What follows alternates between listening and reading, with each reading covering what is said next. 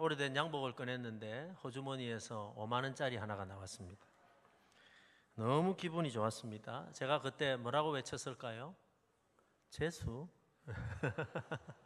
예, 1부에는 할렐루야 이게 많이 나오던데 2부에는 굉장히 좀 세속적인 것 같습니다. 재수하고 외쳤겠죠. 곰곰이 생각해 보면 분명히 내 돈인데, 그죠? 내가 발견하고 또 기쁘고 이렇더라고요. 너무 기분이 좋았습니다. 그래서 교육자들 차를 한 잔씩 이렇게 다 사게 되었습니다. 여러분, 우리가 살아가다 보면 아주 작은 일에 예기치 않은 기쁨을 누릴 때가 있습니다. 지난주 오후에 어느 교회에 헌신 예배 말씀을 전하러 갔는데 너무나도 저를 반갑게 맞이하는 분이 있었습니다.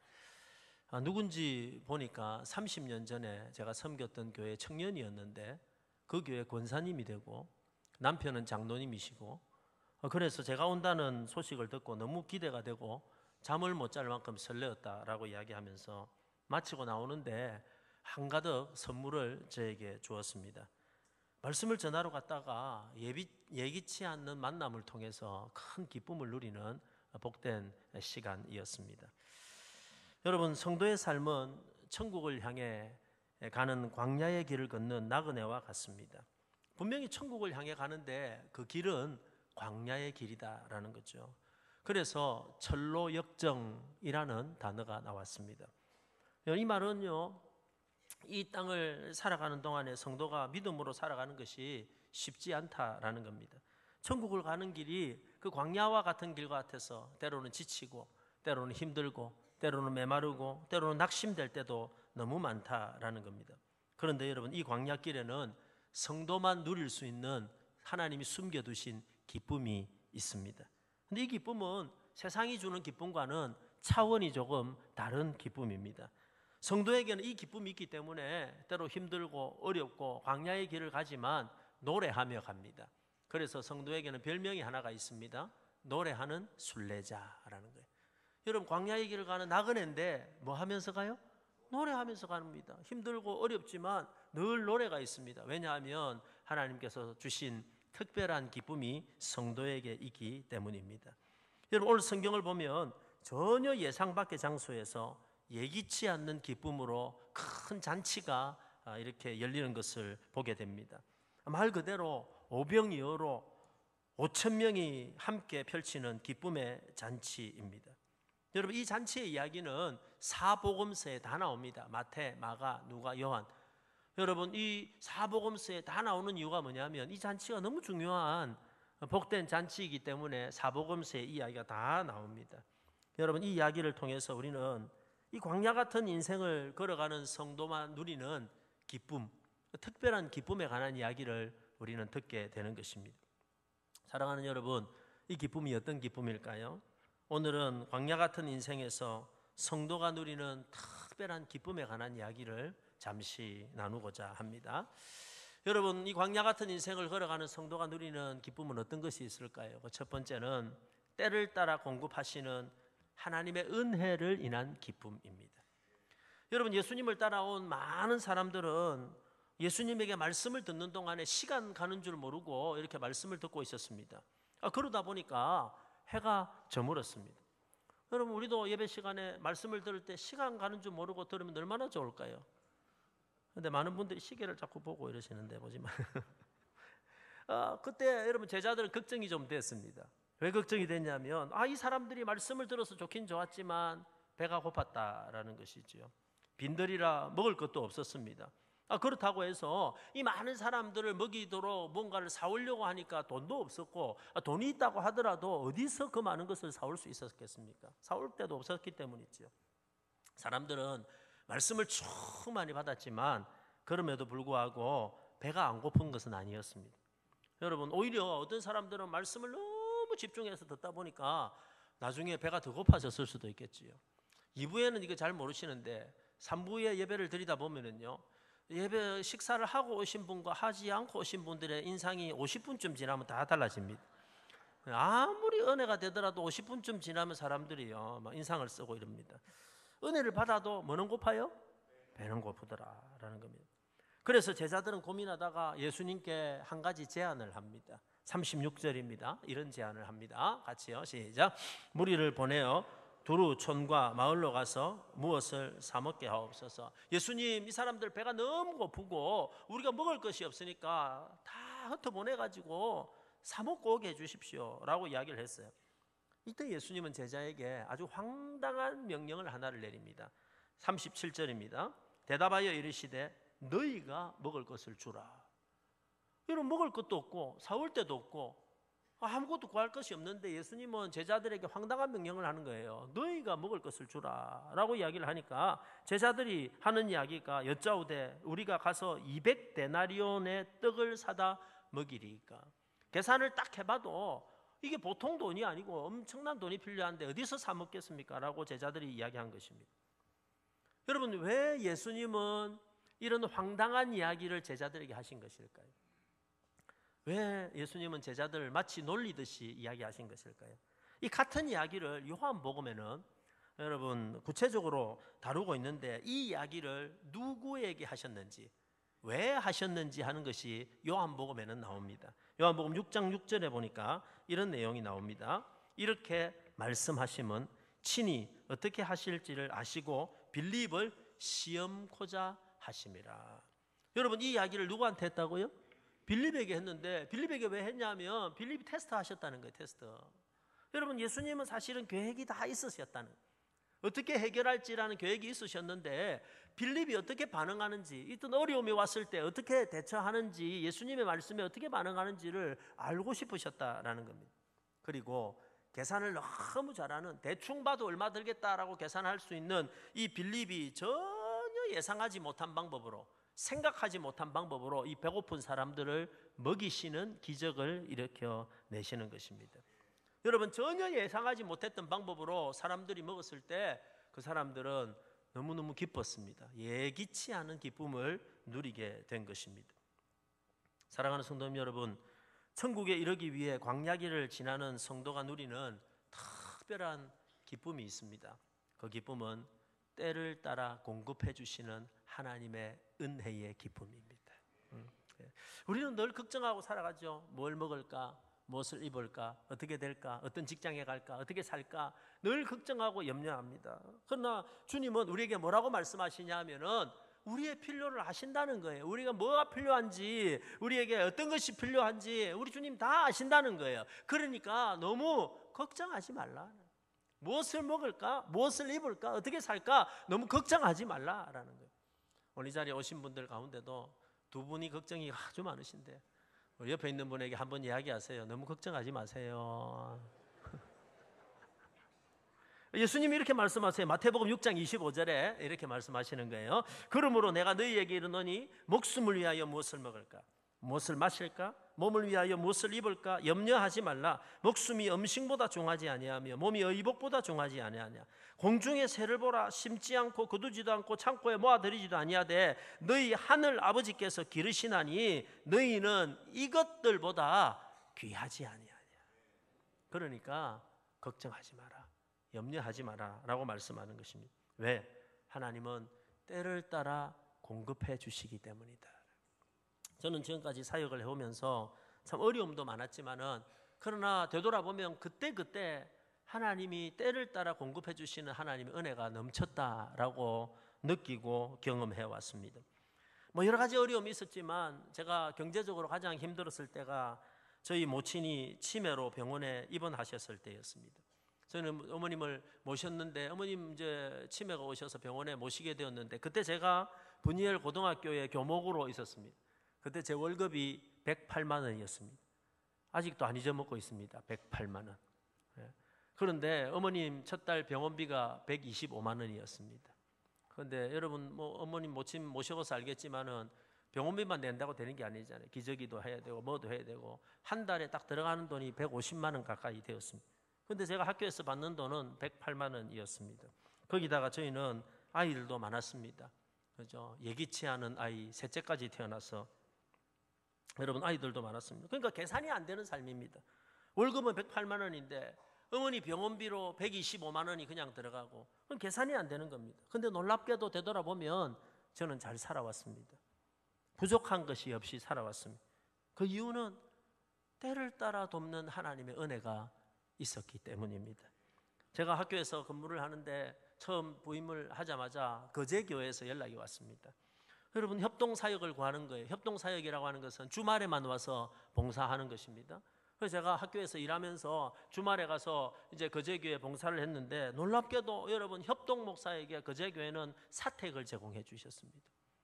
여러분, 협동목사에게 사택을 제공해 주는 교회가 있습니까? 여러분, 있습니다. 하나님이 그 은혜를 내게 주신 거예요. 그래서 그곳에서 편안하게 지낼 수가 있었습니다. 시간이 지나서 제가 호산나 교회에 여러분 교육부를 담당하는 다시 협동목사로 가게 되었습니다. 그때도 제가 학교에서 있었습니다.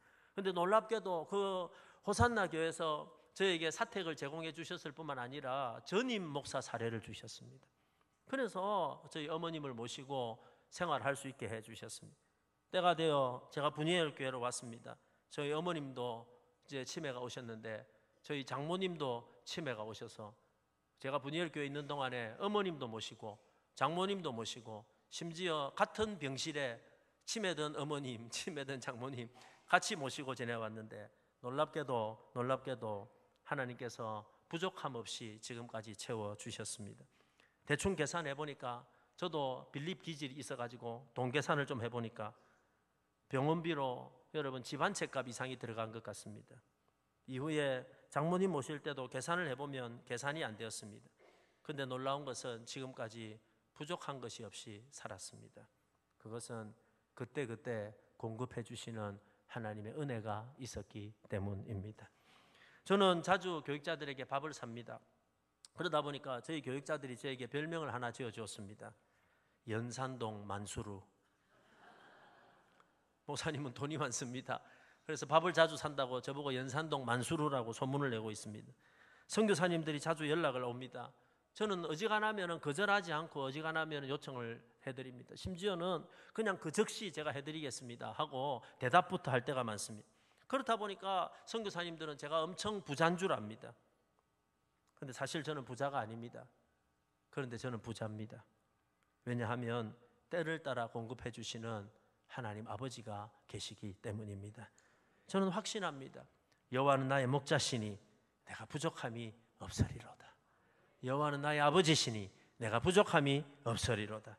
사랑하는 성도님 여러분, 그리스도인의 삶의 본질은 뭐냐면, 많이 쌓아두고, 내가 재물을 많이 쌓아두고, 물질을 많이 쌓아두고, 재산 많이 쌓아두고, 그거 의지하면서 그건 믿고 의지하고 살아가는 것이 그리스도인의 여러분 삶의 본질이 아니고, 예수님이 가르쳐 주신 주기도문처럼 우리에게 일용할 양식을 주옵소서, 그때그때 필요한 걸 채워 주옵소서, 그때그때 먹을 것을 그때그때 필요한 것을 공급해 주옵소서 하는 기도처럼, 여러분 매 순간 힘들 때마다, 어려울 때마다, 필요할 때마다 채워주시는 하나님의 은혜로 살아가는 삶, 여러분 이것이 그리스도인의 삶인 것입니다. 우리가 쌓아두려는 욕심만 내려놓을 수 있다면, 하나님은 이미 저와 여러분에게 충분히 행복할 수 있을 만큼, 충분히 감사할 수 있을 만큼 이미 다 주신 줄로 믿습니다. 주실 줄로 믿습니다. 여러분 이것 때문에 감사하고 살아가는 거예요. 이것이 그리스도인의 삶이다라는 겁니다. 여러분, 오늘 광야의 길을 걸어가는 성도에게 주신 특별한 예기치 않는 두 번째 기쁨은 아주 적은 것으로 누리는 큰 기쁨입니다. 우리가 잘 아는 대로 오병이어는 한 어린아이가 점심으로 싸운 도시락이었습니다. 여러분, 많은 사람들이 배고프니까 예수님께서 제자들에게 야, 먹을 것이 있는 건지 한번 알아봐, 사람들이 가져온 거 있지 않을까 하니까, 사람들이 사실 많이 있었겠지만 아무도 안 내놓은 거예요. 그런데 조그마한 꼬마 하나가 여러분 자기 점심 먹으려고 싸운 도시락을 하나를 냈는데, 그거 가져와 보니까 이거 가지고 누구 입에 풀칠하겠냐는 거예요. 여러분, 이 도시락을 딱 보자마자 안드레가 요한복음 6장 9절에 이렇게 이야기를 합니다. 여기 한 아이가 있어 보리떡 5개와 물고기 2마리를 가지고 있나이다. 그러나 이것이 이 많은 사람들에게 얼마나 되겠습니까? 이 말이 무슨 말이에요? 여러분, 제자들이 이 도시락을 딱 가져왔을 때 안드레가 딱 보자마자 그의 입에서 나온 감탄사가 뭐였을까요? 에게? 이거 가지고 누구 입에 풀칠하겠냐 이랬겠죠. 여러분, 여기서 보리떡은요 아주 귀하고 맛있는 떡이 아닙니다. 맛없는 떡이에요. 가난한 사람들이 먹는 정말로 맛없는 떡이 보리떡이었습니다. 그리고 여기서 물고기라고 되어 있는데 여기 물고기의 원어는 옵사리온이라고 되어 있어요. 이 옵사리온이라는 단어는 어떤 물고기를 이야기하냐면, 자, 어부가 가가지고 물고기를 잡았습니다. 이렇게 큰 거를 잡으면 시장에 팔아야 되겠죠. 너무 작은 건 어떻게 할까요? 방생에 다시 풀어주잖아요. 그런데 이거는 가져가서 팔기는 너무 작고 버리기는 아깝고 애매한 물고기가 있어요. 그런 거는 모아가지고 어떻게 하냐면 해변에다가 놔두면은 고아들이 와서 먹고 가난한 사람들이 와서 먹는 그런 물고기를 옵사리온이라고 하는 거예요. 여러분, 부자들은요 이런 물고기에 쳐다보지도 않습니다. 먹을 것이 있는 사람은 이런 음식을 여러분 쳐다보지도 않는 거예요. 거기다가 이 아이가 점심으로 가져왔으니까 그 양도 매우 작았겠죠. 그런데 놀랍게도 이 값싸고 정말로 적은 오병이어로 5천 명이, 남자만 5천 명이니까 여자와 아이들까지 합하면 한 2만 명 되겠죠. 2만 명이 큰 기쁨의 잔치가 벌어지고 있는 것입니다. 여러분, 지금 이 사람들이 먹는, 이 배고파서 먹는 이 오병이어는 맛있었을까요? 맛없었을까요? 맛있었겠죠. 얼마나 맛있었을까요? 자기들도 먹으면서 아마 이야기했을 거예요. 야, 우리가 이 고작 이런 것들로 이렇게 기쁠 수가 있을까? 고작 이런 것들로 이렇게 행복할 수 있을까? 하고 이야기했을지도 모르겠습니다. 그런데 그들은 지금 지극히 작은 것으로 만족하고 지극히 작은 것으로 기뻐하고 잔치하고 있었다라는 것입니다. 사랑하는 성도님 여러분, 이것이 성도가 누리는 특별한 기쁨입니다. 성도가 누리는 기쁨은 뭐가 많아야 누리는 기쁨이 아닙니다. 성도가 누리는 기쁨은 아주 수준 높고 고급진 것으로 누리는 기쁨이 아닙니다. 성도가 누리는 기쁨은 큰 일을 성취하고 뭐가 이루어야만 내가 느끼는 그런 기쁨이 아닙니다. 여러분, 오히려 성도는요 지극히 작고 평범한 것들이 얼마나 소중한 건지, 얼마나 귀한 건지 깨닫고 그 작은 것들로부터 감사가 깨달아질 때 누리는 그 기쁨이 성도의 기쁨이다라는 겁니다. 사람들이 은혜를 받고 나면, 은혜를 못 받다가, 여러분 은혜를 받고 나면 공통점이 하나가 있습니다. 여러분, 은혜가 없다가 은혜를 받고 나면 어떤 공통점이 생기기 시작하냐면 막 이렇게 이야기하는 거예요. 깨닫고 보니까 모든 것이 다 감사하다. 내가 숨 쉬는 것도 감사하고, 내가 걸어 다니는 것도 감사하고, 내가 먹을 수 있는 것도 감사하고, 내가 잘 수 있는 것도 감사하고, 내가 오늘 이 주일날 이 시간에 나와서 예배 드리는 이 시간도 너무너무 감사하다. 내가 살아가는 것 자체가 감사하구나 깨닫는 거예요. 그게 여러분 성도의 기쁨이다라는 것입니다. 그러다 보면, 그런 잔잔한 것에 감사하다 보면 때로는 내 기쁨이 아닌 건데, 이건 기쁨이 아닐 줄 알았는데, 내 아픔인 줄 알았는데, 내 슬픔인 줄 알았는데, 때로는 그것마저도 감사로 만들어주시는 것이 하나님의 은혜다라는 거예요. 저는 어릴 때부터 눈이 아주 나빴습니다. 고도건시 들어보셨습니까? 고도건시인데 저는 그냥 고도건시가 아니고 초고도건시였습니다. 혹시 여러분 들어보셨는지 모르겠는데 저는 마이너스 14였습니다. 마이너스 1, 2 뭐 이 정도가 아니고 마이너스 14였습니다. 학교 다닐 때 이만큼 두꺼운 안경을 쓰고 다녔고, 그리고 목욕탕에 들어가면은 안경을 벗고 들어가면은 제대로 이렇게 때도 못 보기는 그 정도의 눈이 나빴습니다. 그러다가 제가 포도원교회 전도사로 있을 때 눈 수술하는 기술이 개발이 되었어요. 엑시머라고. 혹시 들어보셨어요? 엑시머. 지금은 그런 것들이 많지만 엑시머라는 기술이 개발돼 가지고 이 그 안에 렌즈를 이렇게 깎아내는, 이게 개발이 됐는데 그거 내가 수술을 하려고 신청을 했습니다. 그 당시에는요 양쪽을 한꺼번에 안 했습니다. 한쪽 하고 난 다음에 한 6개월 있다가 또 한쪽을 했어요. 왜 그랬냐면은 부작용이 아직까지 밝혀지지 않아 가지고 의사 선생님이 겁을 주더라고요. 왜 한쪽을 같이 안 하고 양쪽도 안 하고 한쪽만 합니까? 이러니까 혹시나 모르는 부작용이 있을 수 있다는 거예요. 그게 뭡니까? 이러니까 실명이 될 수 있다 이러더라고요. 그렇죠. 오래가지고 그래서 한쪽은 엑시머 했습니다. 엑시머. 그래도 안 보이니까 엑시머 하니까 여러분 여기는 막 1.0까지 보이는데 여기는 마이너스 14니까 6개월 동안 여기는 보이고 여기는 안 보이고 이랬는데 6개월 지나가지고 기가 막힌 게 하나가 개발이 되었습니다. 라식이라는 게 개발이 됐어요.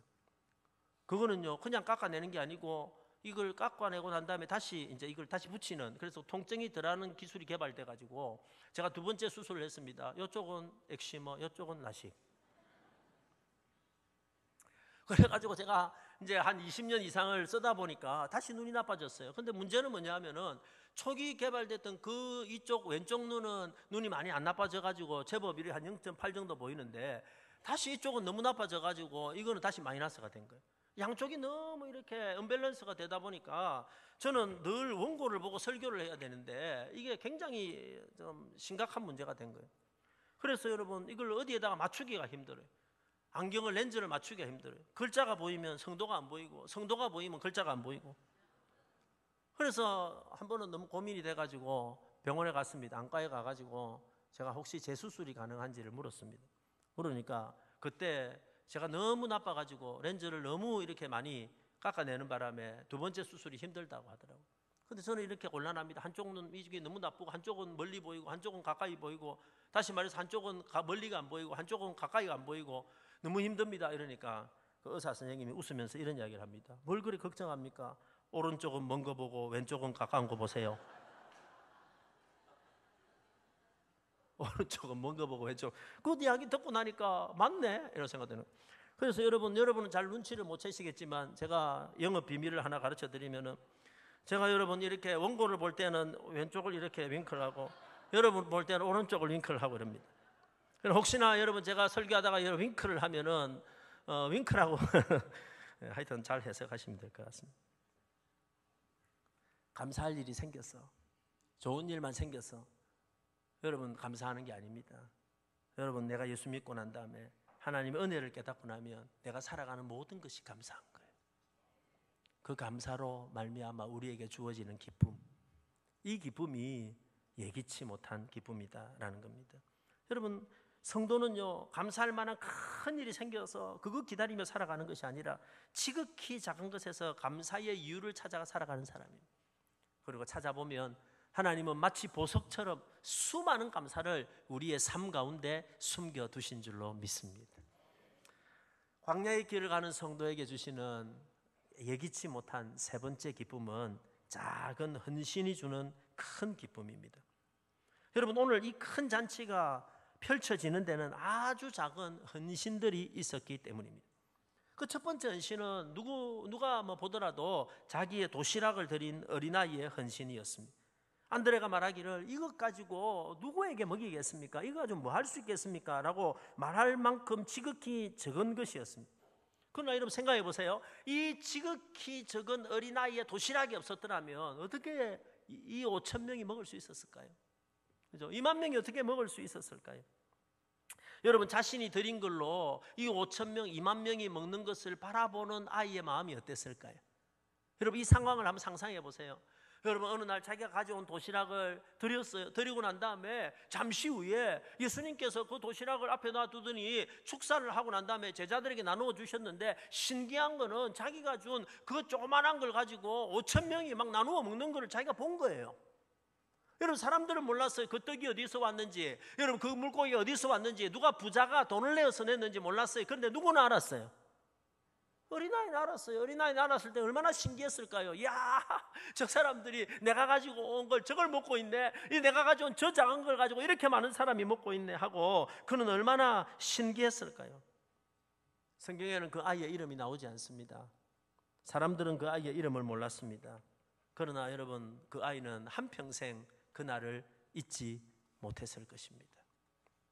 여러분 그런데 오늘 성경을 보면 제일 신난 사람들은 따로 있었습니다. 누가 제일 신났을까요? 제자들이 신났습니다. 여러분 제자들은 고민했죠. 이 많은 사람들 어떻게 먹일까 고민을 하고 있는데, 여러분 조그마한 도시락 앞에 여러분 오병이어를 두고 축사하시고 난 다음에 제자들에게 예수님은 황당한 명령을 하십니다. 자, 요거 가지고, 요만하겠죠? 자, 요거 가지고 내가 나눠줄 테니까 요거 가지고 바구니에 담아가지고 사람들 나누어줘 했어요. 여러분 이 말을 순종할 때 얼마나 황당했을까요? 예수님 한 2명한테 나눠주면은 그것도 조금씩 나눠주면은 이제 끝날 것 같은데요 해가지고 바구니에 담아가지고 가서 나눠줬겠죠. 50명씩 100명씩 앉아라 해가지고 이걸 나눠주고 이 조그마한 떡 하나를 주고 나니까 돌아보니까 어떻게 돼 있어요? 또 있어요. 이거잖아요. 나눠주니까 돌아보니까 또 있어요. 나눠주니까 돌아보니까 또 있어요. 여러분 예수님의 제자들은요, 그 몇천 명에게 밥을 나누어주고 떡을 나눠주는 게 얼마나 피곤하고 힘든 노동이었을까요? 그런데 힘들었을까요? 제가 볼 때는 힘들지 않았을 것 같아요. 그렇죠. 얼마나 신기했을까요? 떼주고 나니까 붙어있고 떼주고 나니까 붙어있고. 여러분, 이것이 헌신하는 사람들에게 주시는 기쁨입니다. 어저께부터 오늘까지 우리 이제 두드림 청소년 우리 단기 선교를 위한 바자회를 밑에서 하고 있습니다. 제가 어저께 참석하고 보니까 누가 제일 신났냐면요, 찌짐 굽는 권사님들. 그죠? 이래 음식 나누어 주는 권사님들, 이분들이 제일 신났어요. 아이들은 더 신났어요. 여러분, 사는 먹는 우리보다도 여러분 옆에 봉사하고 섬기는 그 사람들이 훨씬 더 신나게 되더라라는 것입니다. 아주 작은 헌신으로 특별한 기쁨을 누리게 되더라라는 겁니다. 저는 분이엘교회 와서 지난 세월 동안 특별히 선교하고 구제하면서 오병이어의 기적을 날마다 체험하고 왔습니다. 여러분, 우리 교회는 지금까지 힘에 지나도록 1년에 한 곳, 두 곳을 개척하고 섬겼습니다. 고아원을 개척하고 학교를 개척하고 교회를 개척하고, 그래서 제가 와서 모두 36곳을 개척했습니다. 그리고 섬겨왔습니다. 고아들을 먹이고 어려운 사람들을 구제했습니다. 심지어 우리 교회가 건축하는 동안에도 여러분, 우리는 개척하는 일을 멈추지 않았습니다. 일본에도 개척을 하고 인도네시아에 학교를 또 짓고 몽골에도 우리가 입양하고 교회를 개척했습니다. 근데 놀랍게도 부족한 것이 없었습니다. 그 일 한다고 교회가 못한 것이 아무것도 없었습니다. 여러분, 그렇게 해왔지만 우리는 건축도 했고 우리 교회는 주차장도 마련했고, 여러분, 우리 교회는 그 식당 리모델링도 했고 최근에 구본당 리모델링도 다 했습니다. 사실 계산해보면 계산이 안 됩니다. 왜냐하면 우리 교회는요, 특별히 헌금을 많이 하는 부자들이 한번 뭐 이런 일을 하면은 뭐 몇 억씩 내는 이런 분들이 있으면 좋겠네. 많은 그런 사람 없어요. 아시잖아요. 그럼에도 불구하고 늘 쓰고 나면 채워져 있습니다. 지금도 여러분, 개척 헌금은 채워져 있습니다. 그래서 어디에 새롭게 개척할까 또 찾고 있습니다. 저는 이것이 너무 신납니다. 저는 헌신하는 교회에 하나님이 주시는 기쁨이라고 믿습니다. 사랑하는 여러분, 여러분에게도 이 기쁨이 있기를 축복합니다. 없다고, 모자란다고, 많이 없다고 아무것도 안 하고 살아가는 사람들에게는 이 기쁨이 없습니다. 많아서 누리는 게 아닙니다. 큰 일을 해야 누리는 것이 아닙니다. 오히려 여러분, 나는 작을수록 하나님은 더 크십니다. 나는 부족할수록 하나님은 더 풍성하게 역사하시는 겁니다. 여러분, 이 기쁨이 저와 여러분에게 있기를 축복합니다. 말씀을 정리하겠습니다. 인생 광야를 거쳐 천성을 향해 가는 그리스도인에게 세상이 알지 못하는 특별한 기쁨이 있습니다. 그것은 때때로 우리가 어려움을 당하고 힘든 일이 생기고 고난이 찾아오지만 그때마다 공급해 주시는 하나님의 은혜를 인한 기쁨입니다. 때로 우리가 살아가다 보면 큰 것은 없지만 지극히 작고 평범한 것에서 감사를 통해서 우리가 누리는 기쁨입니다. 그리고 아주 작은 헌신을 나는 하나님께 드렸는데, 보이지도 않는 작은 헌신을 하나님께 드렸는데 하나님은 그 작은 헌신을 통해서 큰 일을 이루어 나가실 때 우리에게 주시는 기쁨, 이 기쁨이 예기치 못한 성도의 기쁨인 줄로 믿습니다. 여러분에게 이 기쁨이 있기를 축복합니다. 우리 찬양하겠습니다.